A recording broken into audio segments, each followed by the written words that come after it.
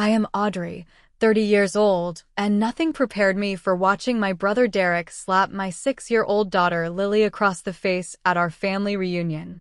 Worse was hearing my father Howard smirk.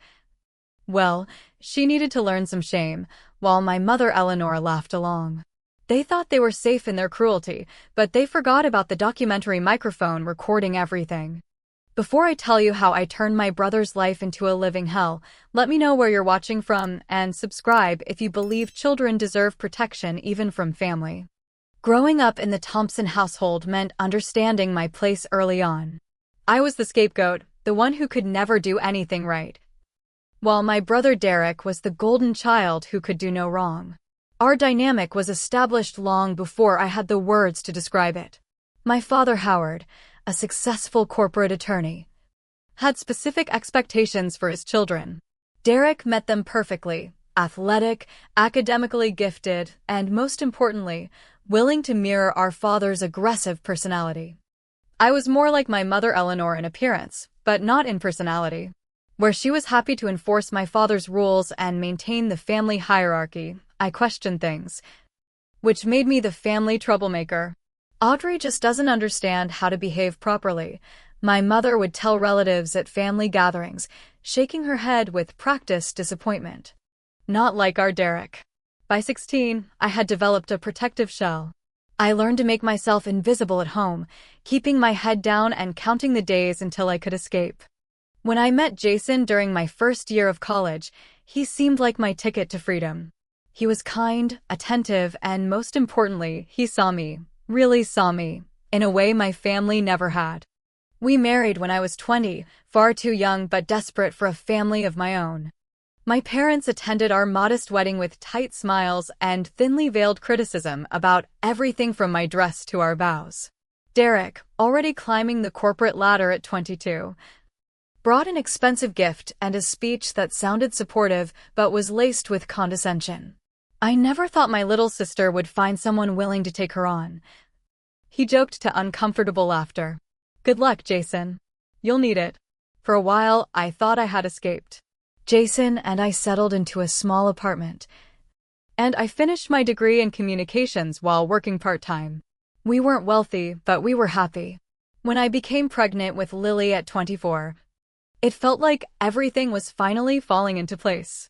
Lily arrived on a rainy Tuesday morning, 7 pounds 3 ounces of pure joy with her father's blue eyes and my dark hair. Holding her, I made a silent promise that she would always know she was loved exactly as she was. She would never question her worth the way I had been forced to question mine. The first cracks in my marriage appeared when Lily was 3. Jason started working late, becoming distant. I found text messages from someone named Kara on his phone. When confronted, he denied it at first, then admitted to a 6-month affair with a coworker. We tried counseling, but his heart wasn't in it. By the time Lily turned 4, we were divorced. I didn't tell my family about the affair. I simply said we had grown apart, knowing they would somehow twist Jason's infidelity into my failure. My mother still managed to do exactly that. Men don't leave happy homes, Audrey, she said over the phone.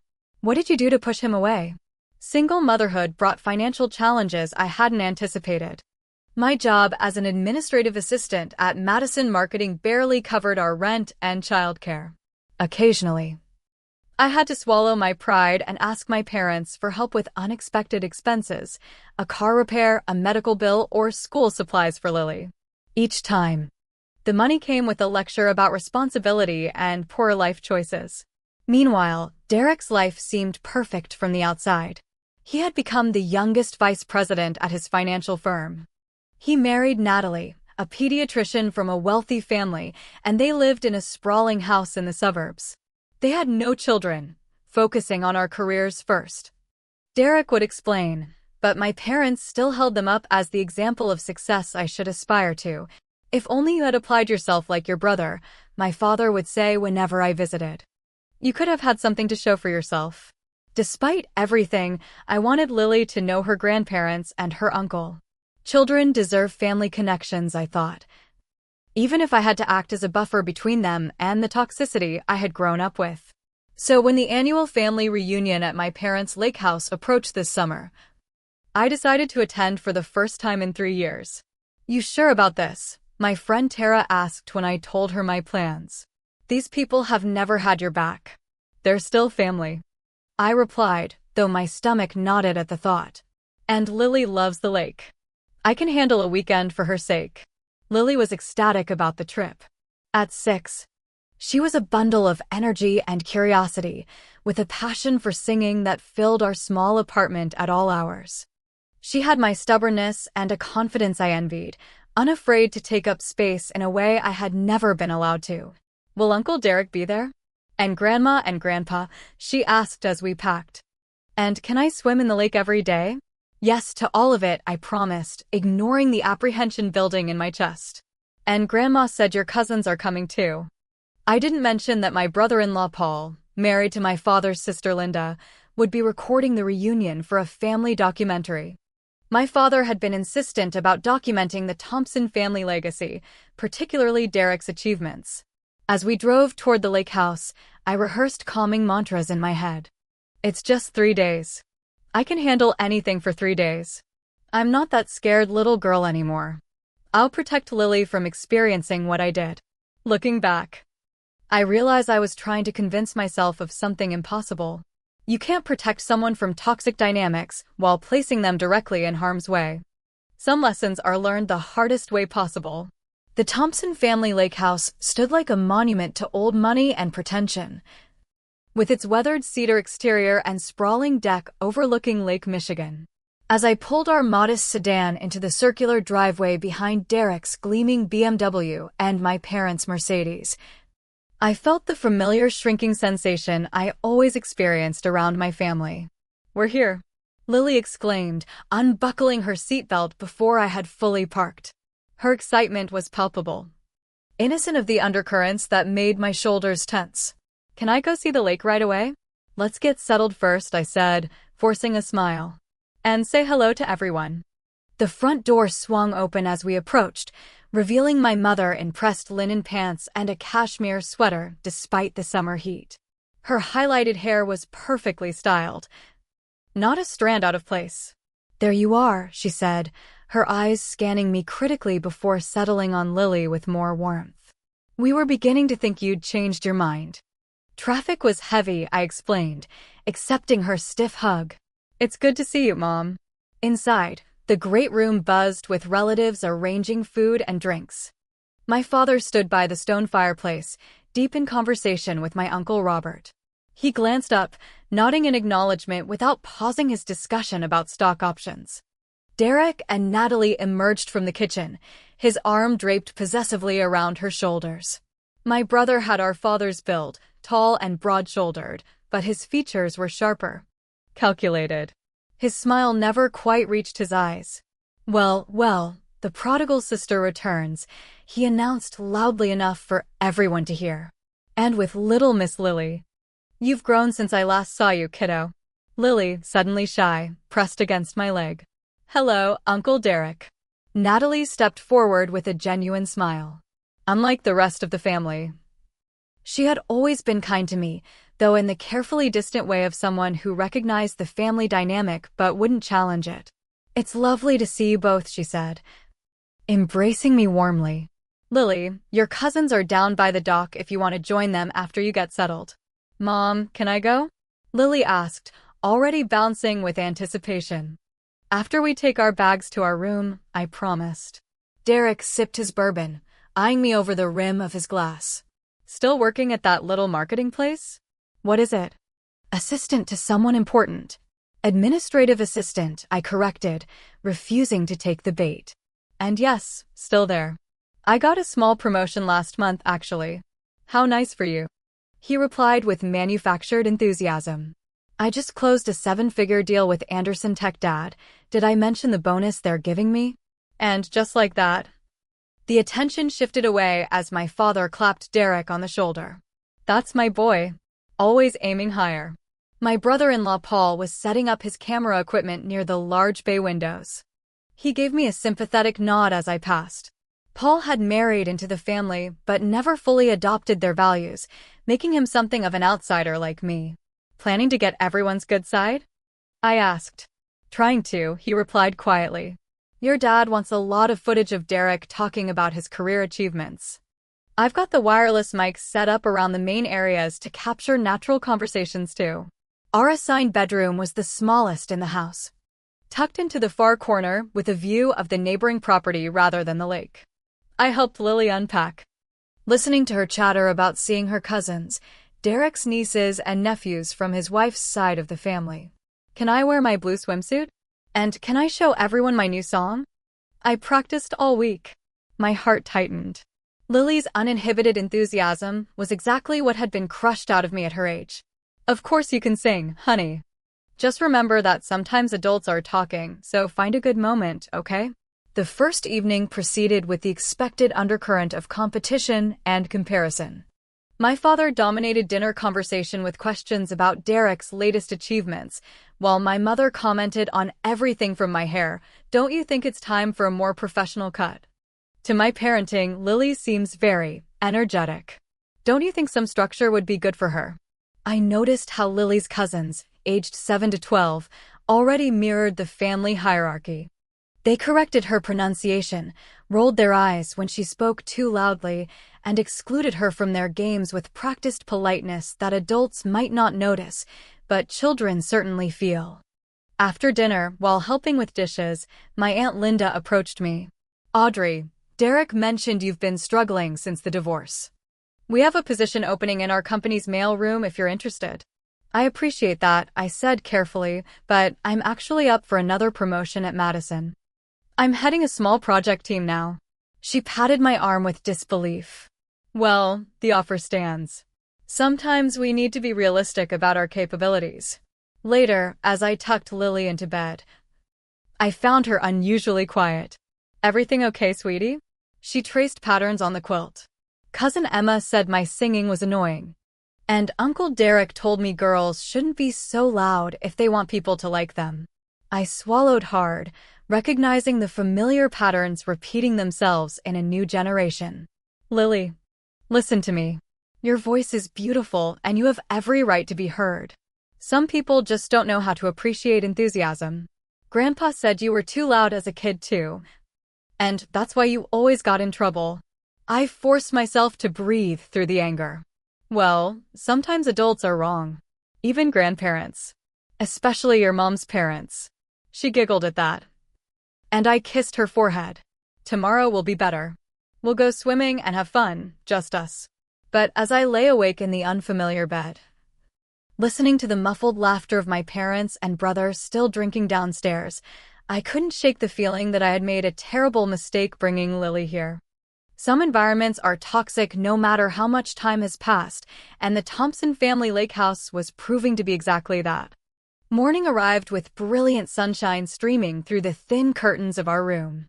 Lily woke with her usual enthusiasm. The previous day's hurts apparently forgotten in the promise of lake swimming and breakfast waffles. Mom, wake up. Uncle Paul said they're making a special breakfast in the big room. She bounced on the edge of my bed, already dressed in her favorite blue sundress with yellow butterflies. I checked my phone, 8:17 a.m. I had hoped to sleep longer after a restless night. But Lily's excitement was contagious. Okay, I'm up. Let me get dressed and we'll go down together. The big room was what my parents pretentiously called the Great Hall, a cavernous space with vaulted ceilings and a wall of windows overlooking the lake. It doubled as dining room and gathering space, with excellent acoustics that amplified every sound. By the time Lily and I arrived, most of the family was already assembled. My father presided at the head of the massive oak table, newspaper in hand. My mother supervised the catering staff they'd hired for the weekend. Heaven forbid she actually cook for her family. Derek and Natalie sat with my father, engaged in what appeared to be a serious conversation about property investments. Good morning, I offered to the room generally, receiving distracted nods in return. Audrey, coffee's on the sideboard, my mother said. Lily, the children are eating at the small table by the window. I noticed Paul adjusting microphones discreetly around the room, preparing for another day of documentary filming. He gave me a small wave as I poured coffee. Getting all the family drama on tape? I asked quietly. Your dad wants authentic family interactions, he replied with a meaningful look. For posterity. The breakfast proceeded without incident at first. Lily joined her cousins, trying valiantly to enter their conversations while being subtly excluded. I sat with my Aunt Linda and her husband, making polite small talk about the weather and local property values. About 30 minutes into breakfast, the children finished eating and moved to the play area at the far end of the Great Hall. The adults remained at the table, conversation growing louder as mimosas were refilled. I kept one eye on Lily, who had taken to singing softly to herself while coloring in a book I'd packed. Gradually, her singing grew more confident. It was a song from her favorite cartoon, something about friendship and adventures. Her sweet voice carried in the acoustically designed room, occasionally rising above the adult conversation. I noticed Derek's jaw tightening each time Lily hit a high note. He shot several pointed looks in my direction, which I pretended not to see. My nieces and nephews had abandoned Lily to play a board game, excluding her with practiced casualness. Audrey, my mother called from across the table. Don't you think Lily is being a bit disruptive? Before I could answer, Lily's voice soared into the chorus of her song, completely unaware of the tension her joyful noise was creating. For God's sake, Derek muttered, loud enough for nearby conversations to pause. Can't you control your child for 5 minutes? I began to stand, intending to quietly ask Lily to lower her volume, when everything happened at once. Derek pushed back from the table abruptly, his chair scraping loudly against the hardwood floor. He strode toward the children's area with purpose in his step. I moved to intercept him, but my aunt asked me a question that delayed me just seconds that changed everything. Derek reached Lily, who looked up at her uncle with an innocent smile that quickly transformed into shock as his hand connected with her cheek in a slap that echoed through the suddenly silent room. Time seemed to freeze. Lily's small body rocked backward from the force. Her coloring book fell to the floor. The red imprint of Derek's hand bloomed instantly on her pale cheek. Like mother. Like daughter, both are useless, Derek said loudly, looking around the room as if expecting approval. Can't even behave properly in public. My father's voice cut through my stunned paralysis. Well, she needed to learn some shame, he said with a smirk. Girls these days aren't taught proper manners. My mother's tinkling laugh followed. Audrey never did understand the value of a quiet presence. I finally unfroze, rushing to Lily, who had begun to sob, her small body shaking with the shock and pain and humiliation. As I gathered her into my arms, the enormity of what had just happened crashed over me. What is wrong with you? I hissed at Derek, who stood watching with his arms crossed. She's 6 years old. She's old enough to learn that the world doesn't revolve around her noise, he replied coldly. Maybe if someone had taught you that lesson, you wouldn't be a divorced secretary raising a brat alone. Administrative assistant, I corrected automatically, my voice shaking with rage and shock. And she's not a brat. She's a child who is singing. My father folded his newspaper precisely. Audrey, you're overreacting as usual. A little discipline never hurt anyone. Look how well Derek turned out compared to how you coddled that girl. The room had divided into distinct camps, those openly agreeing with Derek, those uncomfortable but silent, and Paul, who I suddenly noticed was standing very still by his equipment, his face pale. The microphone. The documentary microphones were on, recording everything. Through my fury and my daughter's tears, I realized we had irrefutable evidence of what had just happened. Derek must have realized it too, because his eyes darted to Paul and the recording equipment. You know what? I said, standing with Lily in my arms, her face buried against my shoulder. We're done here. Nobody touches my daughter. Nobody. Oh, stop with the dramatics, my mother said dismissively. It was hardly a tap. You're embarrassing yourself. I'm embarrassing myself? I laughed incredulously. My brother just assaulted a 6-year-old for singing, and I'm the embarrassment? Derek stepped toward me menacingly. Watch your mouth, Audrey. It was discipline, not assault. Something you clearly know nothing about. I backed away, holding Lily tighter. Stay away from us. We're leaving. Running away again? Derek called after me as I headed for the stairs. That's all you've ever been good at. I didn't respond, focusing instead on getting Lily somewhere safe. As we reached our room, I could hear the murmur of conversation resuming below, my family already moving on from what they considered a minor incident, rather than the unforgivable act it was. What they didn't know is that everything had changed. The rules of engagement had shifted permanently. My brother had crossed a line that could never be uncrossed. And thanks to my father's obsession with documenting the family legacy, I had proof. In our small bedroom, I gently placed Lily on the bed.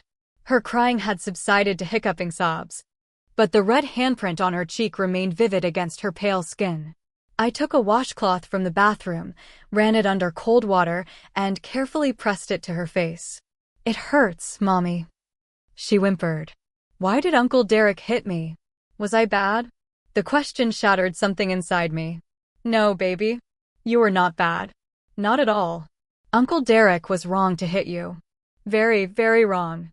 "But Grandpa said." "Grandpa was wrong too," I said firmly, gathering her close. "Nobody should ever hit you, especially not for singing.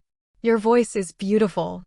As Lily gradually calmed down, I began packing our bags with shaking hands. We needed to leave immediately.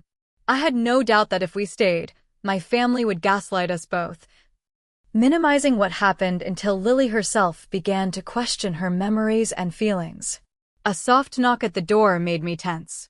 "Who is it?" I called, positioning myself between the door and Lily. "It's Paul," came the quiet reply. "Can I talk to you for a minute?" "Alone." I hesitated, then opened the door slightly. "Now isn't a good time." Paul's face was drawn with concern. "I know. Listen, I got everything on tape. The slap, what Derek said, your dad's comments, all of it." He lowered his voice further. "I can make you a copy before they realize and make me delete it."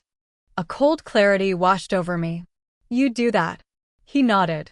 "What Derek did was assault, plain and simple. And the others." He shook his head in disgust. "I married into this family. But I've never seen anything like that. Linda doesn't know I'm talking to you." "Thank you," I whispered. "We're leaving as soon as I finish packing. Meet me by my car in 20 minutes. I'll download a copy of the audio to a USB drive for you." After he left, I called Tara. She answered on the second ring. "How's the family reunion from hell?" she asked cheerfully.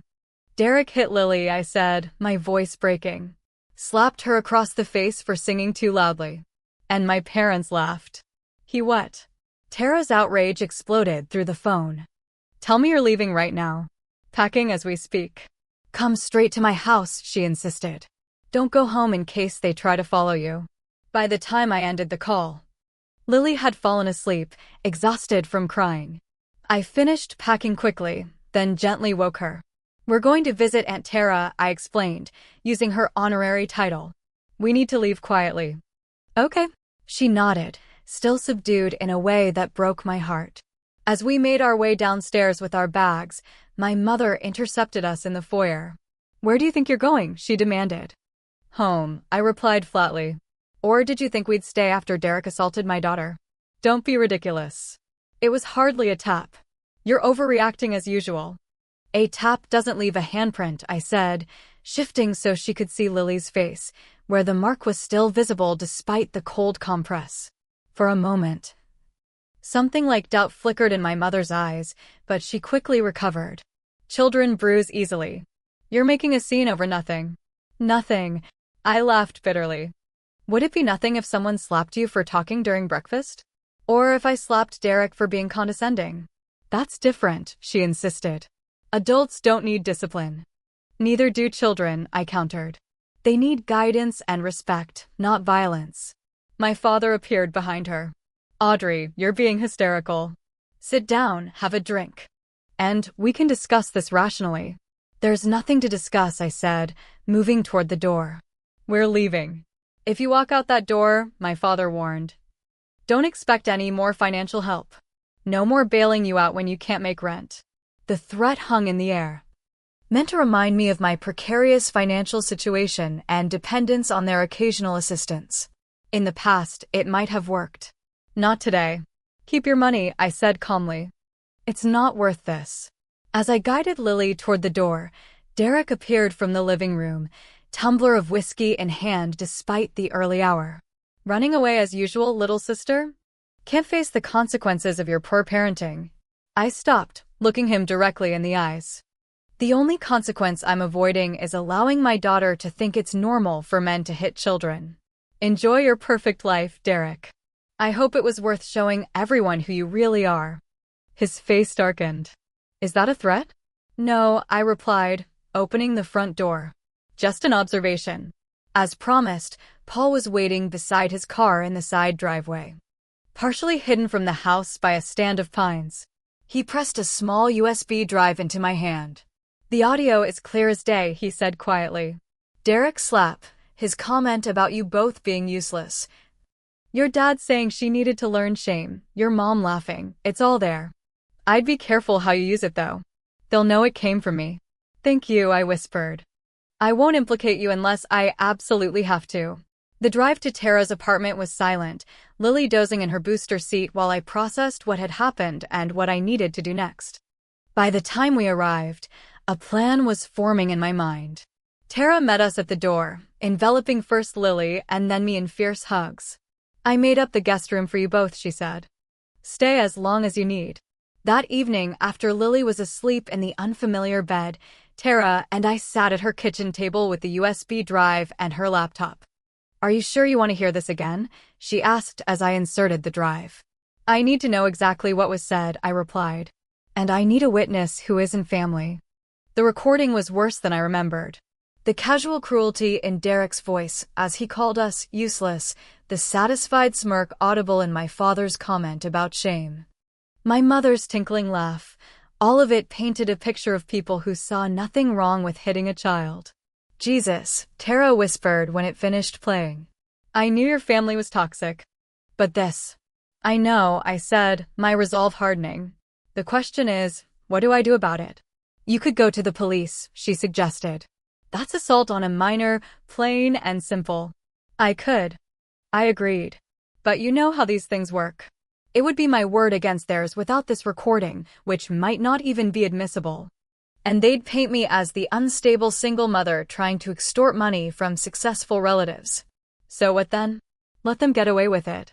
I shook my head slowly. No. Derek crossed a line today, and there have to be consequences. Real ones. Over the next few days, while Lily and I adjusted to temporary life at Tara's, I began researching. First, I took Lily to her pediatrician, Dr. Winters, who documented the fading bruise and referred us to a child psychologist. She's experiencing some trauma responses, Dr. Winters explained gently. Nightmares, clinginess, fear of male authority figures. The psychologist will help her process what happened. Next, I consulted Lisa, a lawyer friend from college, bringing the audio recording with me. This is pretty damning, she said after listening. In terms of criminal charges, it could go either way. A good lawyer would argue it was a one-time disciplinary action, not abuse. But civil action? That's another story. I'm not interested in suing my brother for money, I clarified. I understand. Lisa nodded. But you should know your options. And you should know that this recording would be extremely damaging to someone with a public reputation to protect. That comment sparked an idea. Derek's position at Meridian Financial came with a strict morality clause, something he had bragged about at previous family gatherings, explaining how executives were held to high ethical standards because they handled sensitive client information. What if the goal isn't a lawsuit? I asked slowly. What if it's accountability? That night, I began researching Derek's professional life more thoroughly. His company bio touted his community involvement, including serving on the board of a children's charity and mentoring youth in business programs. The irony was almost too perfect. I created a detailed plan, weighing each potential action against both its effectiveness and its consequences for Lily. This wasn't about revenge. It was about protection and justice. It was about ensuring Derek understood that actions have consequences, especially when those actions hurt a child. The decisive moment came 3 days after we'd left the lake house, when Lily woke screaming from a nightmare. Uncle Derek was chasing me, she sobbed into my shoulder. He wanted to hit me again because I was singing. As I held my daughter, soothing her back to sleep with promises of safety, my decision crystallized. Derek had robbed Lily of her sense of security and her joy in singing, the thing that had brought her such happiness. He had made her feel ashamed of her voice, just as my parents had done to me throughout my childhood. The cycle needed to end. Not just for Lily, but for any other child who might experience Derek's discipline in the future. The next morning, I set my plan in motion. My plan began with documentation. I scheduled an appointment with Dr. Melissa Garner, the child psychologist Dr. Winters had recommended. She specialized in childhood trauma and had experience testifying in abuse cases. Lily is showing classic signs of an acute stress response, Dr. Garner explained after their initial session. She's experiencing anxiety around male authority figures, sleep disturbances, and reluctance to engage in activities she previously enjoyed, particularly singing. Will she be okay? I asked, the weight of maternal worry pressing on my chest.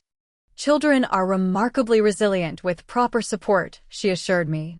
But what happened to her was significant trauma, not a minor discipline incident as your family seems to believe. I'd like to see her weekly for a while. Dr. Garner provided a written assessment documenting Lily's symptoms and their cause. This became the first piece of evidence in my growing file. Next came the police report. The officer who took my statement was compassionate but realistic. Without visible injuries or independent witnesses, this would typically be hard to pursue. Officer Jenkins explained, family discipline falls into a gray area legally. But with the audio recording, she paused, having just listened to the evidence. That changes things. This report establishes a formal record of the incident, which could be important later. My phone had been buzzing constantly with messages from family members. My mother's texts oscillated between guilt-tripping, "You're breaking your father's heart with this drama," and minimizing, "It was just a little slap, for heaven's sake." Derek had progressed from dismissive, "Get over yourself," to threatening, "You'll regret making a big deal out of this." I responded to none of them.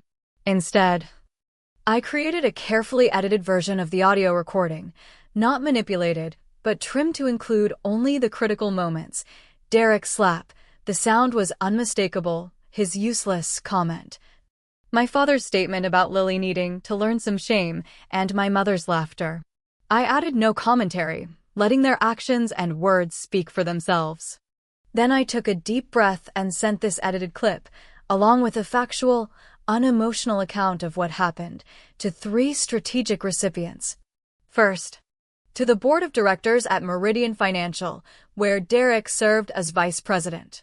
Second, to the leadership of the Children's Future Foundation, where Derek sat on the board of directors. Third, to the organizers of the Westlake Business Leaders Mentorship Program, where Derek regularly worked with high school students.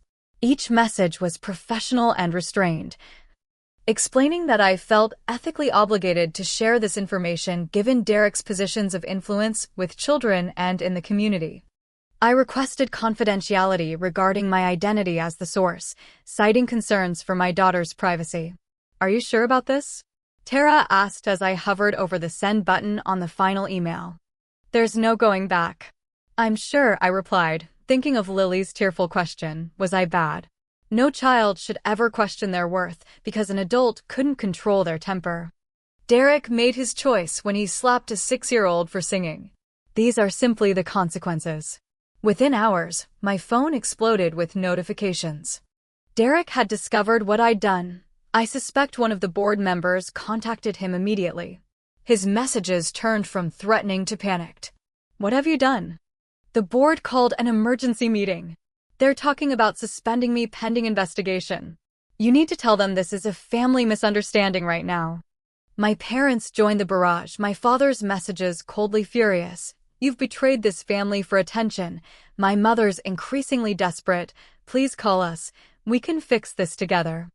I blocked them all. Paul called that evening, his voice hushed. "Derek is losing his mind at your parents' house. They know I recorded everything, but they don't know I gave you a copy. Derek's threatening to sue you for defamation." "Let him try," I replied calmly. Truth is an absolute defense against defamation. All I did was share his actual words and actions with people who should know about them. Your parents are saying you're unstable, that you've always been jealous of Derek. They're trying to convince everyone this is about the divorce and money. I laughed without humor. Of course they are. It's easier than admitting their golden child hit a kindergartner for singing too loudly. The next morning brought an unexpected call from a number I didn't recognize. It was Natalie, Derek's wife. Audrey. Her voice sounded strained. Can we meet? Somewhere private. We arranged to meet at a coffee shop halfway between our homes. When Natalie arrived, I was shocked by her appearance. Always meticulously put together, she now looked exhausted, with dark circles under red-rimmed eyes. I heard the recording, she said without preamble, sliding into the booth across from me. Paul played it for Linda, and she called me. I waited, unsure where this conversation was heading. I need to know if... She hesitated, twisting her wedding ring. Was this the first time Derek has done something like this? To Lily? Yes, I confirmed. But his temper has always been there, just usually directed at me. She nodded slowly. He has a temper at home too. Never physical before, but... She looked down at her coffee. The way he spoke to Lily, the things he said about you both being useless. I've heard that tone before. Directed at me. Something shifted in my understanding. Natalie, are you okay? Her eyes filled with tears. I don't know anymore. When everything started happening with his job and the charity board, he threw a glass across the kitchen. Said it was my fault for not defending him to my father, who's friends with one of the Meridian directors. I reached across the table and squeezed her hand. I'm sorry. I never wanted to hurt you.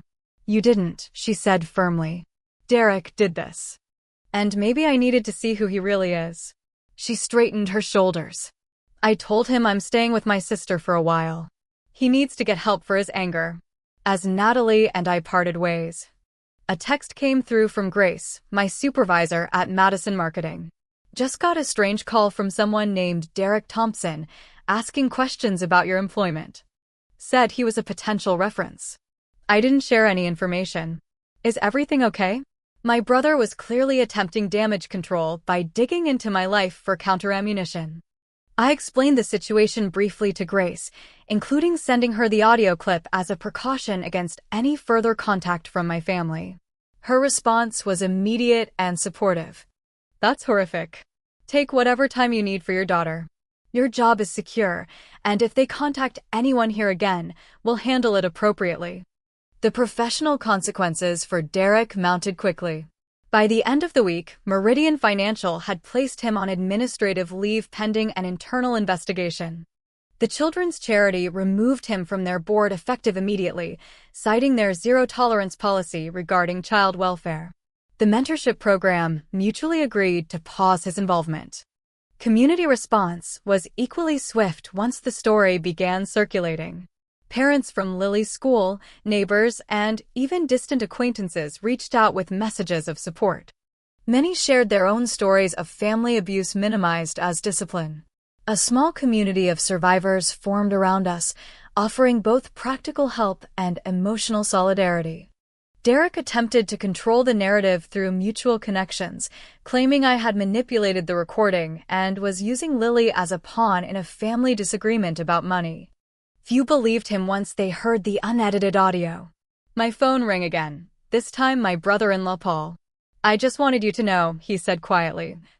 Several other family members have approached me privately to say they witnessed Derek being physically aggressive with his nieces and nephews before. They were too afraid of your parents' reaction to speak up, but they're supporting you now.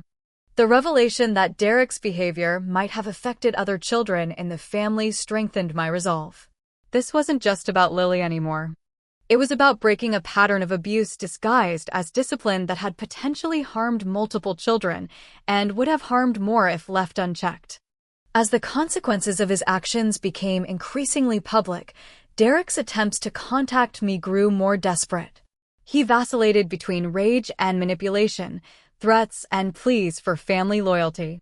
I maintained my silence, focusing instead on Lily's healing and our path forward.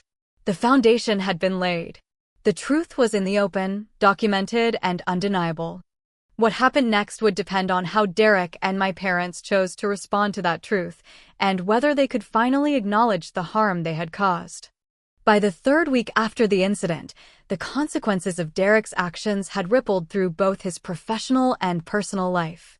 Meridian Financial's investigation concluded with his demotion from vice president to a non-client-facing role, a significant step down in both status and compensation. The children's charity had permanently removed him from their board. Most painfully for his ego, the story had circulated among his prestigious social circle, resulting in uncomfortable questions and canceled dinner invitations. I learned most of this through Paul, who had become an unexpected ally. "Your parents are in damage control mode," he reported during one of our calls. "They're telling everyone you've always been unstable and jealous of Derek's success." "That's not surprising," I replied, having anticipated this reaction. "They've been using that narrative my entire life." What I hadn't anticipated was the family division that emerged. My mother's sister Catherine called me directly, her normally reserved voice tight with emotion.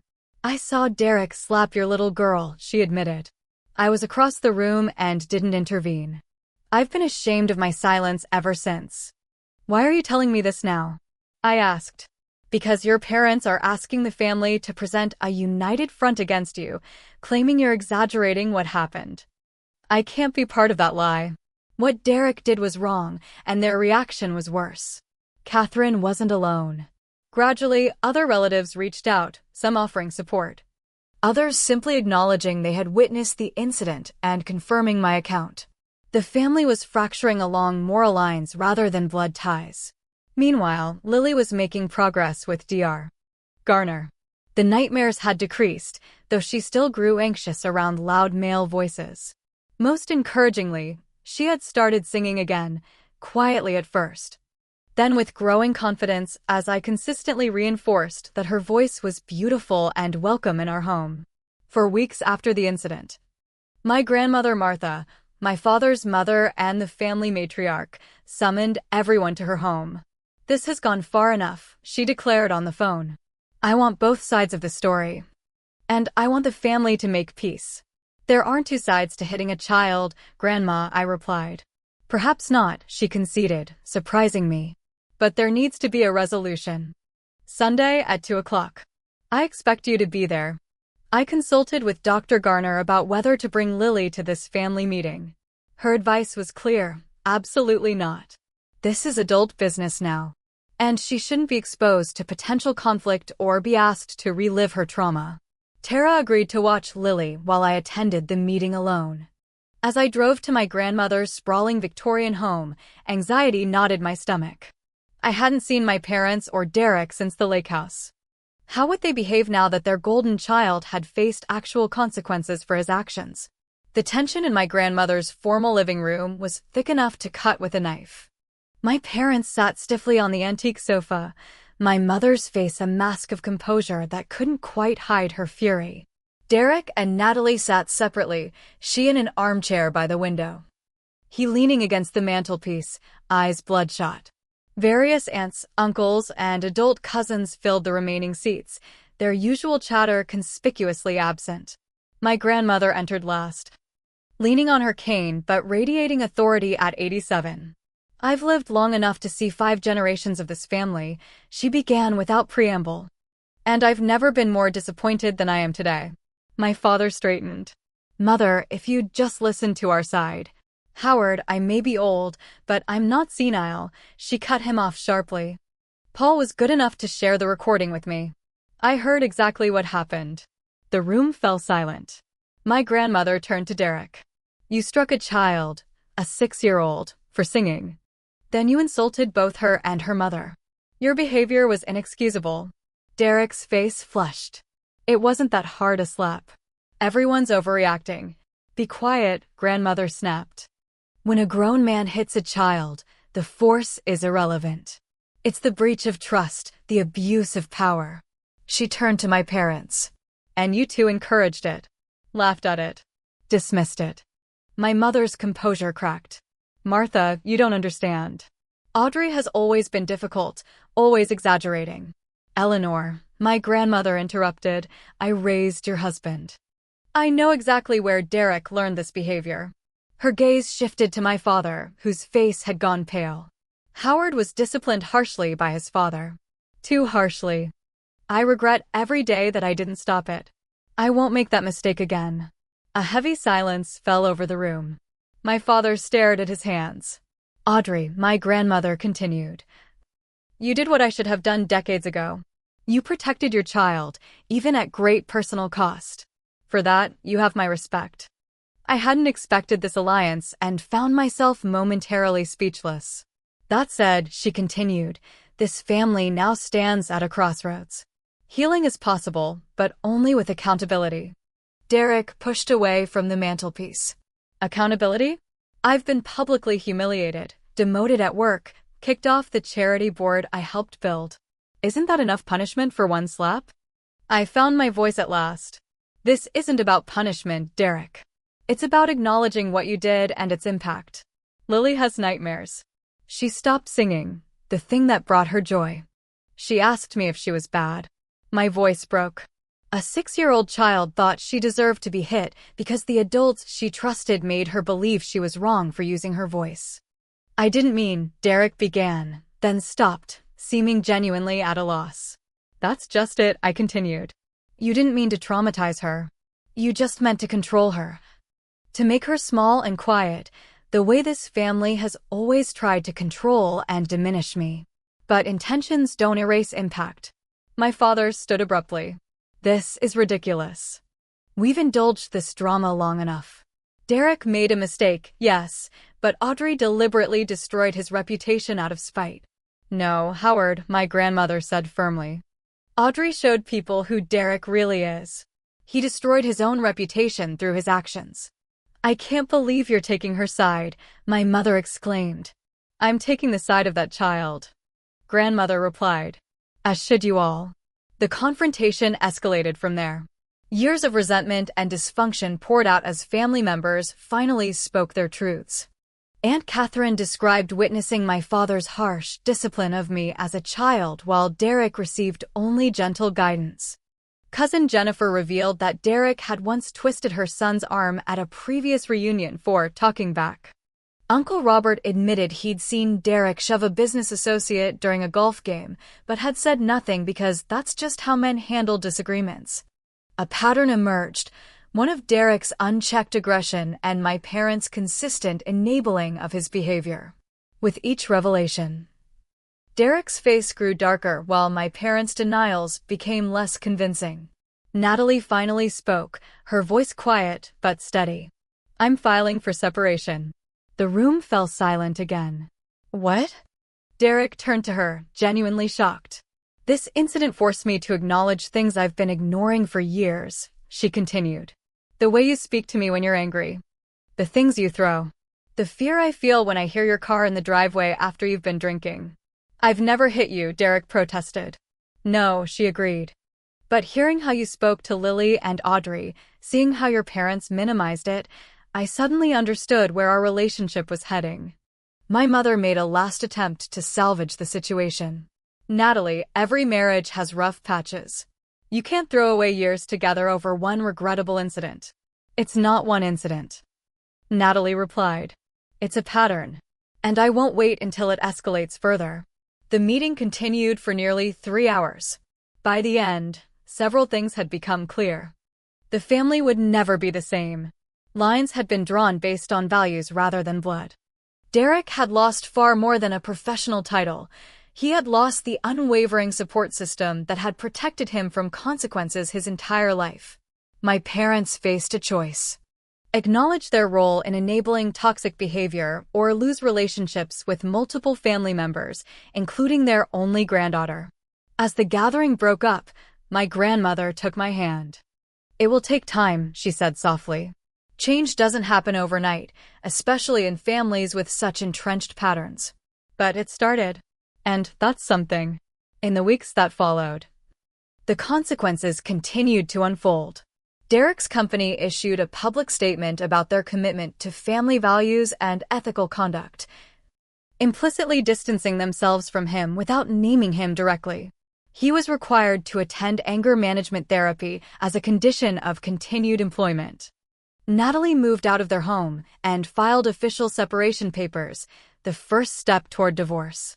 In a coffee meeting that left us both in tears, she confided that she had miscarried twice during their marriage and now wondered if the stress of walking on eggshells around Derek's temper had contributed.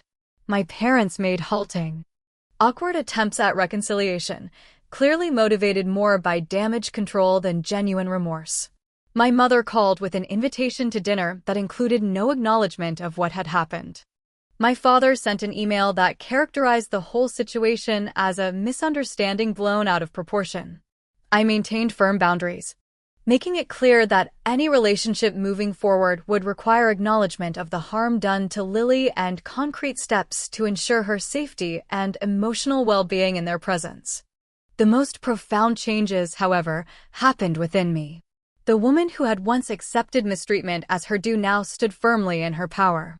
The mother who had brought her child into a toxic environment in hopes of family connection now recognized that true family is defined by love and respect, not blood and obligation.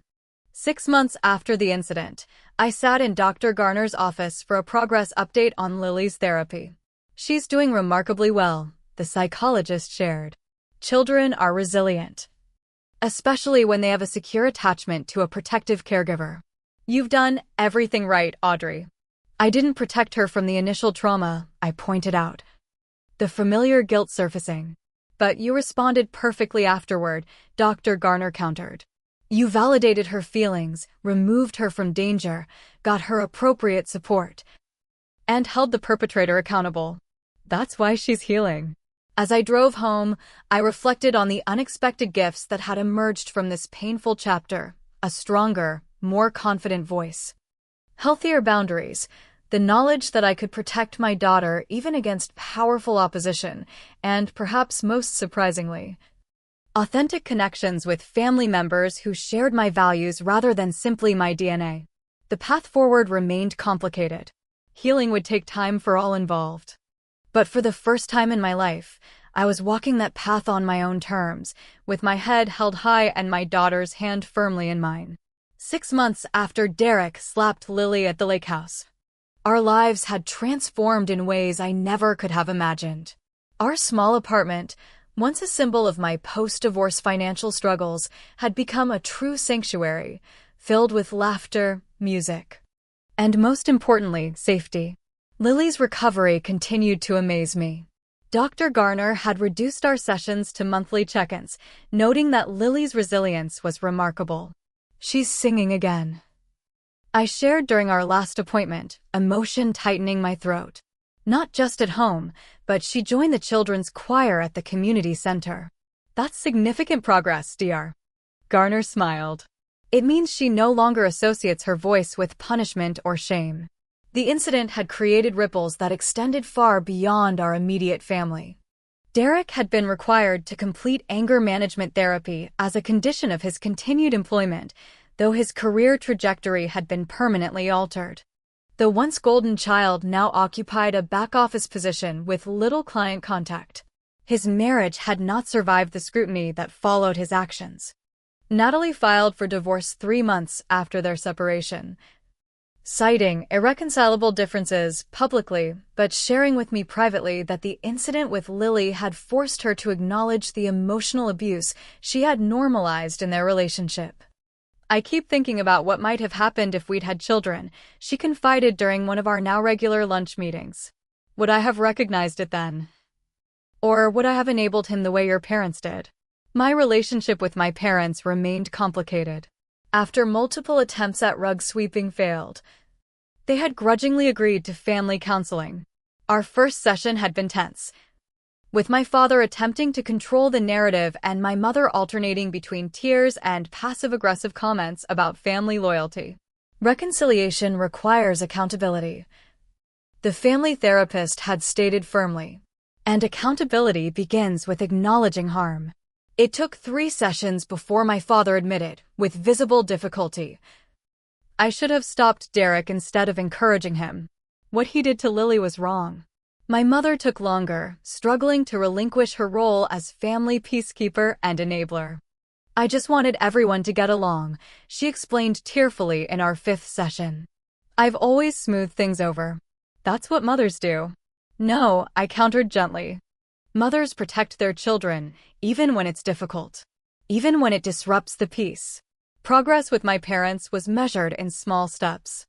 They had not yet earned the right to unsupervised time with Lily, but we had established a schedule of brief, structured visits that took place in neutral locations.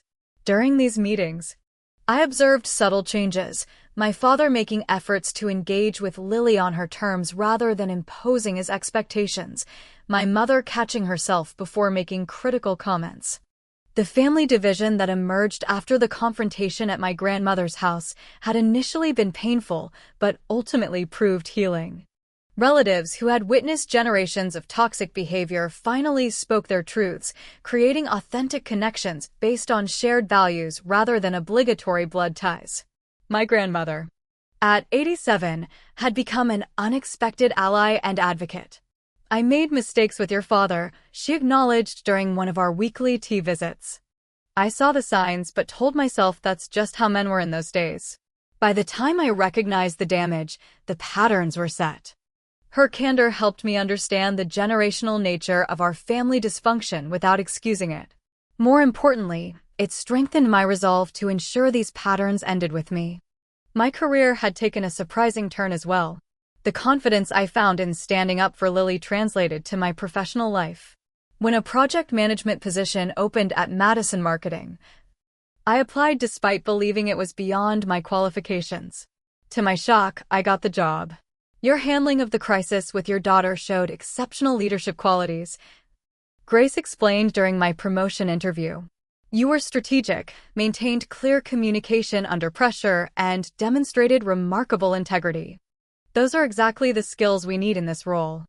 The increased salary meant we no longer needed financial assistance from my parents, removing the last lever of control they had held over my life. Perhaps the most unexpected development came through a support group I joined for parents navigating family trauma. Sharing my experience led others to disclose similar stories, creating a community of mutual support and understanding. With encouragement from the group facilitator, I began speaking at local parenting workshops about recognizing and addressing family toxicity. Your story resonates because it's about more than one incident, the facilitator explained. It's about breaking generational patterns and choosing your child's well-being over family expectations. That's something many people struggle with. One crisp autumn morning, exactly 7 months after the lake house incident, we held a small gathering at our apartment, what Lily called our chosen family celebration. Tara was there, along with Paul and his children. He and Linda had separated. Another casualty of the family reckoning. Natalie came with her sister. A few colleagues from work joined us, as did several members of our support group. Most surprisingly, my grandmother arrived with a hesitant-looking Eleanor in tow. My mother had asked to come, her first independent overture since everything happened. As everyone mingled in our modest living room, Lily tugged at my sleeve. "Mom, can I sing the song now?" she whispered. "Are you sure you want to?" I asked, knowing what this meant to her. She nodded determinedly. "I've been practicing with Ms. Joanne at choir." I called for everyone's attention as Lily took her position by the window, sunlight illuminating her face. The room fell silent as she began to sing, not the cartoon theme song that had triggered Derek's violence, but a simple children's ballad about courage and finding your voice. Her clear, sweet voice filled our home without apology or fear. Watching her, standing tall, eyes bright with confidence, I felt tears spring to my eyes. This was the true measure of our healing. Not just surviving trauma, but reclaiming joy on the other side. When she finished, the room erupted in applause. My mother dabbed at her eyes with a tissue. "She has a beautiful voice," she said quietly. I should have said something that day. "Yes, you should have," I agreed. "But what matters now is what we all say and do going forward." That evening, after our guests had departed and Lily was tucked into bed, I sat on our small balcony watching the sunset. The past 7 months had been the most challenging and transformative of my life. I had lost certain family connections but gained authentic ones. I had faced financial uncertainty but found professional growth. Most importantly, I had shown Lily that she was worth protecting at any cost. The journey wasn't over. There would be more difficult conversations, more boundaries to establish and maintain, more work to do in therapy for both of us. But for the first time in my life, I faced the future without the shadow of family toxicity darkening my path. Derek's slap had been meant to silence a child. Instead, it had given voice to generations of suppressed truths. In trying to make Lily small, he had inadvertently helped me discover just how strong I could be. As mothers, we cannot always prevent our children from experiencing pain, but we can show them how to respond to it with dignity and courage. We can demonstrate that true strength lies not in dominating others, but in standing firmly in our own truth. Even when we stand alone. My brother slapped my daughter for being too loud. My parents laughed. And in that terrible moment, they taught me the most valuable lesson of my life. That some family ties need to be severed for healing to begin, while others can be rewoven into something stronger and more beautiful than before. Have you ever had to choose between family expectations and protecting someone vulnerable? What would you have done in my situation? Share your thoughts in the comments below. And if this story resonated with you, please like and subscribe for more stories about finding strength in difficult circumstances. Remember that you deserve to be heard, to take up space, and to use your voice without shame, just like Lily finally learned to do. Thank you for listening.